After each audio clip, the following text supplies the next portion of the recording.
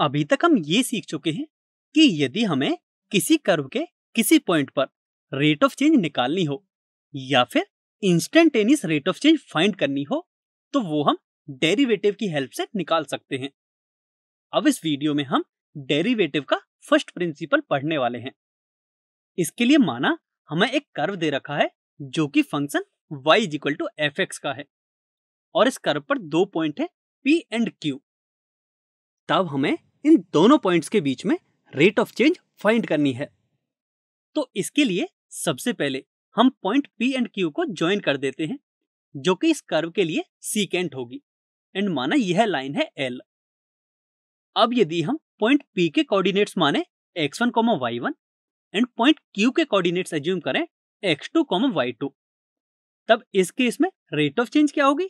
Change in output upon change in input, यानी कि delta y upon delta x and delta y क्या होगा? y2 minus y1 and delta x हो जाएगा x2 minus x1। अब since हम देख सकते हैं कि जो PQ है वह एक स्ट्रेट लाइन है, यदि हम इसके लिए स्लोप निकालें तो पॉइंट P के कोऑर्डिनेट्स हैं x1, y1 and point Q के कोऑर्डिनेट्स हैं x2, y2, तब लाइन PQ का स्लोप भी y2 minus y1 upon x2 minus x1 के इक्वल होगा। तो यहां से हम ये कह सकते हैं कि किसी भी कर्व के दो पॉइंट्स के बीच में जो रेट ऑफ चेंज होती है वह उन दोनों पॉइंट्स को मिलाने वाली जो लाइन होती है उसकी स्लोप के इक्वल होती है। तो हम यहां से delta y upon delta x को लिख सकते हैं y2 minus y1 upon x2 minus x1। अब सिंस जो पॉइंट P है उसके कोऑर्डिनेट्स है x1, y1, यदि हम x1 को x के इक्वल एज्यूम करें तो इसके करस्पॉन्डिंग फंक्शन की वैल्यू होगी f of x। That means point P के कोऑर्डिनेट्स हो जाएंगे x, f ऑफ x। इसी तरह माना पॉइंट P से x डायरेक्शन में h डिस्टेंस पर पॉइंट Q है, तब इस केस में पॉइंट Q का जो x कोऑर्डिनेट है वह x प्लस h हो जाएगा एंड इसके करस्पॉन्डिंग जो y की वैल्यू है वह f of x plus h के इक्वल होगी। दैट मींस जो पॉइंट Q है उसके कोऑर्डिनेट्स हो जाएंगे x plus h, f of x plus h। तो अब आप यहां देख सकते हो कि जो हमारे इनिशियल P एंड Q के कोऑर्डिनेट्स थे वो अब नए कोऑर्डिनेट्स में चेंज हो चुके हैं। दैट मींस हमें x1, y1 and x2, y2 की वैल्यूज मिल चुकी हैं। अब इन सभी वैल्यूज को जब हम इस फॉर्मूले में पुट करेंगे तो हमें delta y upon delta x मिलेगा f of x plus h minus f of x upon x plus h minus x। अब यदि राइट हैंड साइड में हम डिनोमिनेटर में देखें तो x से x कैंसिल हो जाएगा and delta y upon delta x कुछ इस तरह से मिलेगा।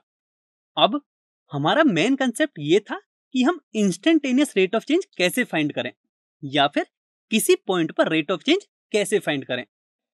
तो इसके लिए हम पॉइंट Q को धीरे धीरे पॉइंट P की तरफ लाने की कोशिश करते हैं एंड एक टाइम ऐसा आता है जबकि point P and point Q coincide कर जाते हैं।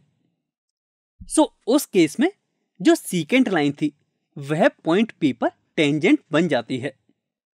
अब सिंस दोनों ही पॉइंट्स कोइंसाइड कर गए हैं तो जो इन दोनों के बीच में रेट ऑफ चेंज होगी वो इंस्टेंटेनियस रेट ऑफ चेंज होगी, क्योंकि वह अब पॉइंट P पर रेट ऑफ चेंज को रिप्रेजेंट करेगी and instantaneous rate of change को हम dy by dx से रिप्रेजेंट करते हैं। सो इस केस में dy by dx ये हो जाएगा। अब जैसा कि आपने यहां देखा था कि जो h है उसकी वैल्यू लगभग 0 हो गई है, तो इसे हम मैथमेटिकली ऐसे लिखेंगे कि लिमिट h टेंड्स टू 0। तो अब आप देख सकते हो कि हमें किसी पॉइंट पर इंस्टेंटेनियस रेट ऑफ चेंज निकालने का फॉर्मूला मिल गया है एंड यही dy by dx point P पर जो टेंजेंट है उसके स्लोप के इक्वल होगा। तो हम ये कह सकते हैं कि किसी पॉइंट P पर फंक्शन fx का डेरिवेटिव उसी पॉइंट P पर टेंजेंट के स्लोप के इक्वल होता है। और हम ये भी सीख चुके हैं कि जो dy by dx है उसे हम f डैश x भी लिख सकते हैं। तो हम इसे लिख सकते हैं f dash x is equal to limit h tends to 0 f of x plus h minus fx upon h। तो ये जो एफ डैश एक्स हमें मिला है यही फर्स्ट प्रिंसिपल ऑफ डेरिवेटिव कहलाता है। तो आप यहां से देख सकते हैं कि हमने एक फॉर्मूला डिराइव कर लिया है जिसकी हेल्प से हम डेरिवेटिव निकाल सकते हैं। डेरिवेटिव निकाल सकते हैं का मतलब ये है कि हम किसी भी कर्व के लिए instantaneous rate of change find कर सकते हैं। तो चलिए अब हम इसे एक एग्जाम्पल के थ्रू समझते हैं। हमें एक एग्जाम्पल गिवन है जिसमें कि फंक्शन है एक्स क्यूब और हमें इसका डेरिवेटिव फाइंड करना है बाय यूजिंग फर्स्ट प्रिंसिपल। तो चलिए अब हम इसका सॉल्यूशन देखते हैं। सो बेसिकली जो हमें फंक्शन गिवन है एक्स क्यूब उसके लिए हमें instantaneous rate of change find करनी है। और इंस्टेंटेनियस रेट ऑफ चेंज हम कैसे फाइंड करते हैं? डेरिवेटिव की हेल्प से, यानी कि हमें एक्स क्यूब का डेरिवेटिव फाइंड करना है। एंड डेरिवेटिव के फर्स्ट प्रिंसिपल में हम ये फॉर्मूला पढ़ चुके हैं कि एफ डैश एक्स को हम कुछ इस तरह से कैलकुलेट कर सकते हैं। अब इसके लिए हमें एक तो फंक्शन चाहिए एफ एक्स, एक F of x plus H चाहिए। तो फंक्शन तो हमें गिवन है एक्स क्यूब है, तो इसलिए F of x plus H क्या हो जाएगा? एक्स प्लस एच का होल क्यूब। तो इन दोनों वैल्यूज को जब हम यहां सब्स्टिट्यूट करेंगे तो हमारा फंक्शन कुछ इस तरह का बन जाएगा। अब हम a प्लस बी का होल क्यूब का फॉर्मूला पढ़ चुके हैं, तो वह फॉर्मूला जब हम x प्लस एच के होल क्यूब को एक्सपेंड करने के लिए अप्लाई करेंगे तो हमारा फंक्शन कुछ इस तरह का होगा। इसमें आप देख सकते हो कि एक्स क्यूब से एक्स क्यूब कैंसिल हो जाएगा और ये सिंप्लीफाई होकर कुछ इस तरह का मिलेगा। हम न्यूमरेटर में h कॉमन ले सकते हैं। इससे फायदा क्या होगा? इससे जो डिनोमिनेटर में h है वह न्यूमरेटर के h से कैंसिल हो जाएगा और हमारा एफ डैश एक्स कुछ इस तरह का मिलेगा। अब लिमिट हम पढ़ चुके हैं एंड अलजेब्रा ऑफ लिमिट में हमने पढ़ा था कि लिमिट तीनों फंक्शंस पर अलग अलग डिस्ट्रीब्यूट हो जाएगी, जिससे कि हम एफ डैश एक्स को कुछ इस तरह से भी लिख सकते हैं। अब यदि हम राइट हैंड साइड की तीनों टर्म्स को देखें तो फर्स्ट टर्म है एच स्क्वायर एंड लिमिट है h टेंड्स टू 0, तो यह 0 के इक्वल होगी। इसी तरह सेकेंड टर्म में है h इंटू 3x, सिंस यहां भी h का मल्टीप्लाई हो रहा है एंड h की जो लिमिट है वह 0 की तरफ टेंड कर रही है, इसलिए यह भी 0 होगा।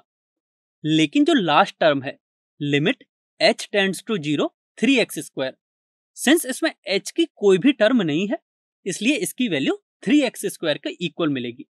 That means F dash x की वैल्यू हमें 3x स्क्वायर के इक्वल मिलेगी।